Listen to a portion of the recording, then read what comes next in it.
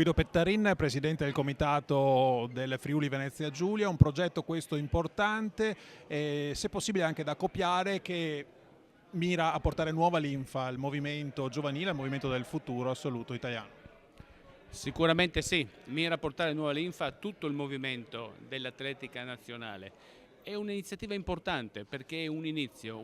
che noi siamo convinti che sarà facile far vedere ed esportare agli altri, ma era soprattutto rilevante che questo venisse fatto nel nord-est, perché il grado di compattezza che i comitati regionali del nord-est hanno è un grado importante che permette di dimostrare che basta poco per poter lavorare insieme, basta disponibilità, coerenza e costanza e i risultati ci sono. E quello che abbiamo visto in questi giorni è il come volevasi dimostrare di questa impostazione. Grazie in particolare alla città di Caorle per l'assistenza e l'accoglienza che ci ha dato, ma grazie al movimento atletico del Friuli Venezia Giulia, del Trentino Alto Adige, provincia di Bolzano e provincia di Trento e del Veneto, perché hanno dimostrato a tutti che le cose si possono fare, basta volerle. Per quanto riguarda il Friuli Venezia Giulia, settore giovanile, com'è la situazione, che benefici può apportare questo nuovo progetto?